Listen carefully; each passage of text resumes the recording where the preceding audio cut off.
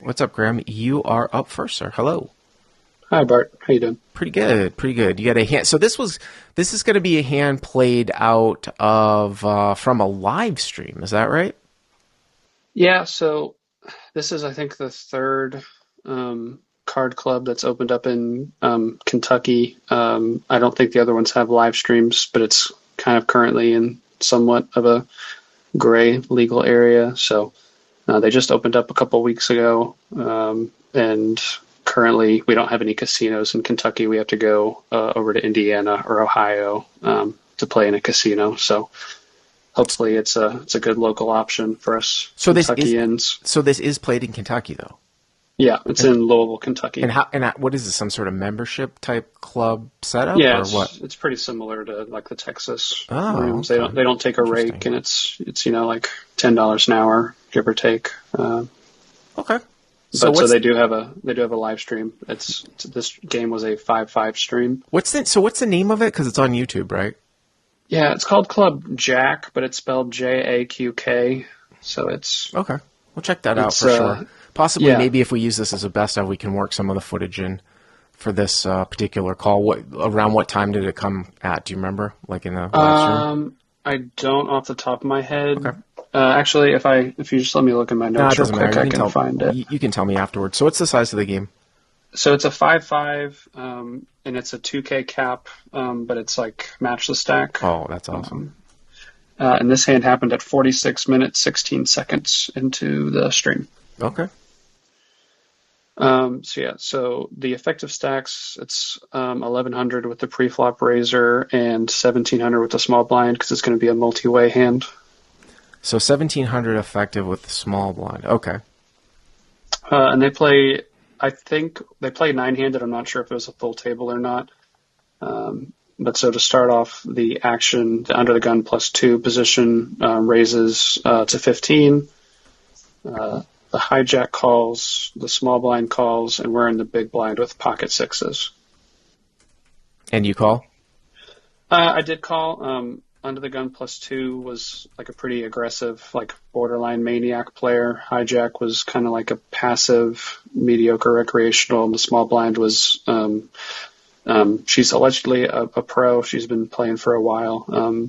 But both under the gun +2 and the small blind are technically considered pros. I was going to say, raising a 15 in a 5-5 sort of membership club of 2K cap, Yeah, that's it kind of was a it was small pretty open. small. I was defaulting to 20 as a RFI, and then over limps, getting pretty big because there were some hands where there'd be like one or two limps. I would go to 40 or 45 or 50, and I'd still get like 3-4 calls. So it was very like a very loose game. Yeah, definitely. All right, so 4 ways here to the flop, right? Yep. And so on the flop, we get Jack of clubs, 7 of diamonds, 6 of hearts, full rainbow, and there's no rake, so there's 60 in there. So you flop bottom set. Yep. Okay. Small blind checks. I don't think this is a good spot to lead just because of how aggressive the pre-flop razor is. So I check. Unfortunately, he also checks, and the hijack checks. So hero checks, probably going for the check raise, and it goes check, check, so it gets checked around, which is obviously annoying. I mean, I tend to agree with you. I probably wouldn't be doing much. I mean, it's a little bit different of a board here than something that's a little bit more connected, so I have no problem with checking, and obviously you want to get somebody to bet, but that did not happen. So the pot remains 60, okay? Yeah, and I wasn't sure if I would go for like if the pre-flop razor bet and it was heads up, I would probably. I was thinking about just calling because I thought he would just be super aggressive and bet off. But if there was Continue a caller barreling. between, I was going to Yeah. check raise. So it just kind of depended on the configuration there. Okay. But so on the turn, we see the 9 of clubs, and the small blind leads out for 55. So she pretty much pots into the field. And 1700 effective with the small blind. So, I mean, obviously there is a couple of straights that come in here, 10-8, and it looks like 5-8. I don't know if small blind is V-pipping with those hands. Also, you've got multiple draws and then the possibility of a lot of two pair here too. I tend to think, you know, if someone's not V-pipping 10-8 off and probably not 5-8 suited from the small blind, right? I mean, you're losing to four hands. Obviously, you could be overset to 7-7, but with the amount of draws out there and the possibility of her having two pair or just a jack that's going to call pair plus straight draw, I would probably do a fair amount of raising here. And I know, you want to protect your stack when you're really deep, but I feel like you sort of know if somebody, for example, bet three bets you, or if you raise turn, they call and then the river's a break and then they check raise you at the end. I just kind of want to get some value in here. I think I would be doing a lot of raising here. And then also there's a bunch of cards that can come that will shut down the action here, right? Anytime you've got sort of three to a straight here, and then also a flush draw, we're talking about any club, a 5, an 8, a 10, all put one-liners out there. It's just a shame to not get maximum value. That's why I think I would probably be doing a lot of raising here. Yeah, I think just based on like the flop action, I'm pretty confident in saying the pre-flop raiser and the hijack are both like pretty capped here. Although I suppose the pre-flop raiser could have like pocket nines. I didn't think the small blind would have like 10-8 off or 8-5 suited. 8-5 suited may be a possibility, but I tend to doubt it. But definitely 10-8 suited, I think in full. And I'm not sure what they do with pocket nines pre-flop. I would hope they squeeze. I think they definitely squeeze jacks. They sometimes squeeze nines. Right. That's another hand you lose to is 9-9. I sort of washed over that, thinking sort of the same thing. So, and it is a full pot size bet. What did you do? Yeah, so I just called, and I'm definitely not sure I like that because, like you said, I mean, there are a lot of nut changing cards on the river, and even though I think they don't play a 10-8 off, they play like probably full queen 10.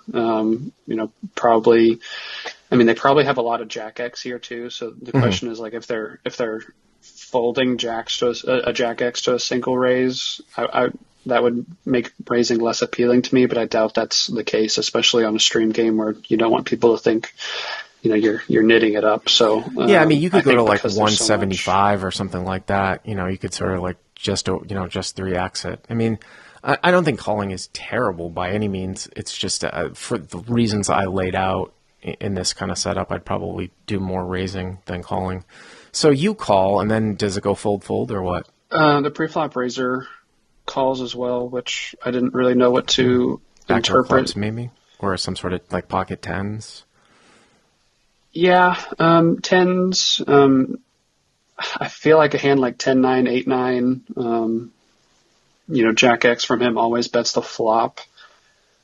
So that backdoor clubs could definitely be one, like overcards that turns backdoor clubs is definitely a possibility. So hijack folds, right? Yep. So we go three ways to the river. So 165. So it looks like it's 225 to the river. Okay. And the river's actually a really interesting card. It's the Jack of Hearts. Jack of Hearts. So you make a boat. Baby boat. So Jack of Clubs, 7 of Diamonds, 6 of Hearts turns the 9 of Clubs. And the river is the Jack of Hearts. So you've got a boat. Obviously you lose to Jacks full. And really, we can sort of, I'm just thinking right off the cuff here. So you're losing to Jacks full, and you're losing to 7s full, and you're losing to 9s full. And maybe some Jack 9 suited. Looks like would be two combos looking at the suit distribution. So yeah, it's definitely interesting. But even before you tell me what happens, you're saying like you don't think +2 has a jack. You think he's betting off, those hands a lot. So this was a little bit of a interesting little spot here. Yeah, I think +2 like the strongest. And I don't think he would slow play pocket nines on the turn either. So I think like the best hand he can have here is like 9x or like a missed draw. But since it's still three ways, let's say if the small blind checks and I check, I don't think he's going to stab with a lot of like missed draws just because we're three ways. So I think he's pretty capped. Well, I tend to agree with you. I don't like trying to like bluff. I mean, I think there's a lot more money to be made in value betting your own hand than bluff catching in these spots. Although I will say, and I know you've been Crush Live Poker subscriber for quite a while, This hand's slightly different, Graham, if you remember why, where maybe he would bluff. Why would that be? I've talked about this many times. Sometimes when you arrive at the river. It's just people who, they can't win at showdown, so they can't help themselves from Well, I mean, just going no, for it's it. not necessarily that. It's that so few people will check a big hand here at the end or just trip jacks that, like, if the river was a deuce, that's quite different than a jack. Like, if the river's a deuce and he missed and, like, the lady checked and you checked, it looks like you or the lady are going into a check call shell, right? Like, I don't think his bluff's going to get through. But when a jack comes and you guys check, it doesn't look like either of you have a jack. So sometimes people will take that and sort of use it and be like, "Oh, these guys, there's no way they're checking a jack to me, so they don't have it. So I'm gonna bet." Yeah, that makes sense. But I I still probably also wouldn't check. But I'm just saying it's just slightly different here. So okay, so Jack of Hearts here, Jack 7 6 9 Jack. So what happens now? So now the small blind bet's pretty big again for 175. And like I said, we started the hand 1700 effective, so we've got, I think she has like about 1400 behind, like 1450 behind her bet. So So I mean, the real question here is we're not really overly concerned about +2. He seems almost somewhat irrelevant with what's happened here now. The question you have is if you're going to raise or not, because I think you you, have to raise. It's just a question of sizing. yeah, I mean, it's really you beat any jack here, right? And you also beat 10-8, but you lose to sevens full, nines full, and, whatever jack fulls types of hands. So, if she is V-pipping like everything, a lot of like Jack X broad, even offsuit Broadways plus, you can go down the line and you can say, well, there's two jacks out there, so there's two jacks left, and then you just multiply by the kicker. This is how you do quick combos in your head. You've got 8 Jack 10s, you've got 8 Queen Jacks, that's 16. You've got another 8 King Jacks, right? That's 24. And then if she just called with Ace Jack, it's 32. Going down the line, that's a lot of jacks, like somewhere in like the upwards of 20 combinations. And then, you only have a few jacks full that you lose to, and then 3 combos of 7s, 3 combos of 9s. And, and so that's like less than 10 combos. And you also beat, by the way, 10-8 suited to now. So it seems to me like you beat a lot of hands that she would continue to bet if she is betting just like, say, like a Jack X type of holding. I think with the straight out there, though, it's definitely different. I would raise larger if there wasn't a straight out there. If there wasn't a straight out there, like if it was Jack 6 deuce instead of like Jack, and if the board was Jack 7 6 deuce instead of like Jack 7 6 9, and then the river's a Jack, I raise larger with sixes full. Yeah, because more Jack X still loses to straights if Yeah, I but have them here. right, because here, and then obviously too with the deuce, you don't have to worry about losing to as many jacks full. In that particular case, you're not going to have a jack really fold.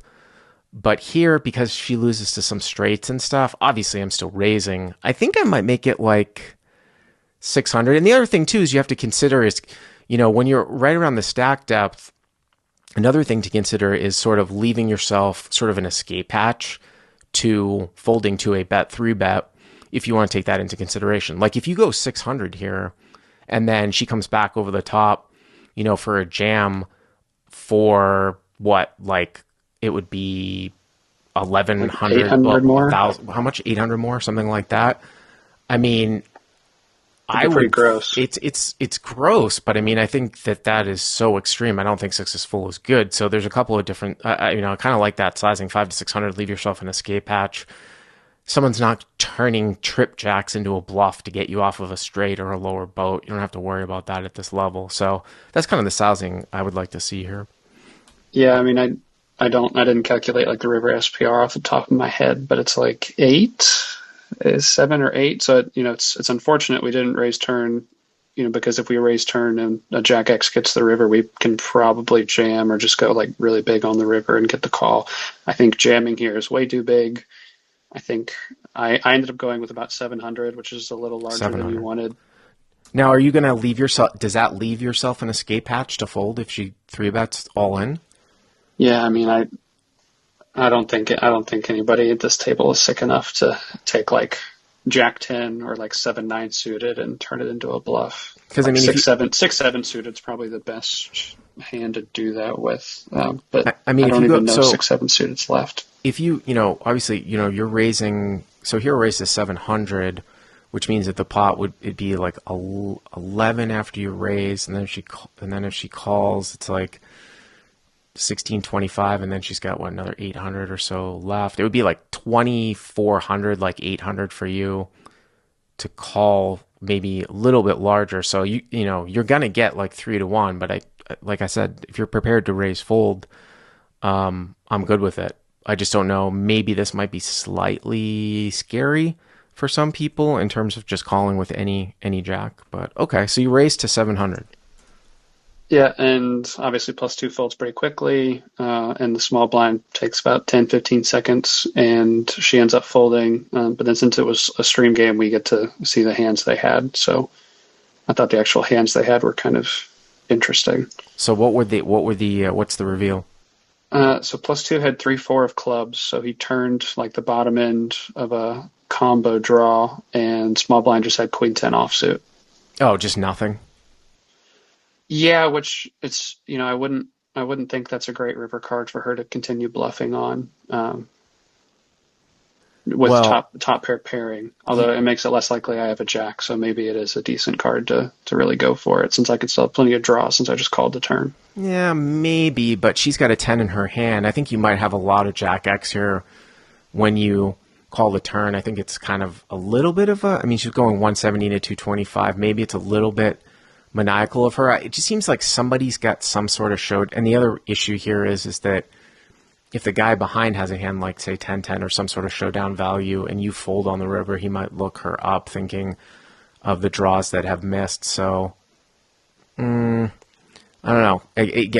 Betting there twice, it's pretty close from her. It's not. I mean, it's not the worst situation. Yeah, I've but ever I seen. definitely let myself get free rolled a little bit on the turn with two different draws. Well, you got the $175 bluff out right at the Yeah, end, but yeah, but plus two just never loses anything if and the river has to be a yeah. club Oh, board because pair. So he's just going to continue to call. Now, relaxation meditation sleep says 745 into 2350. How can you ever fold to that? I think you could fold to a bet 3-bet all in for sure. I mean, okay, yeah, you'd be getting like 3-1, but you're never going to be good 1 out of 4 times. Like Graham said, like you're not seeing somebody at this level turn 9-7 into a bluff. So, that's why sometimes like maybe going a little bit smaller to sort of ensure the call from Jack X, and then also give yourself a little bit less pot odds against like a bet 3-bet. But I've certainly made raise folds. I mean, raise folding at sort of smaller stakes live poker when people don't bluff anywhere near what they should be for sort of an optimal frequency is it's a bread and butter play for a big winner, just like bet folding is. So I see some people in the live chat asking what date it was. I think it was October 21st at like the 46-minute mark. If anybody wants to go on the YouTube channel and find that okay. themselves. So, but yeah, it's the games. Obviously, the games are pretty good. If we got 3-4 suited raising from early. So Yeah, absolutely. All right, Graham, thanks for the call. I appreciate it.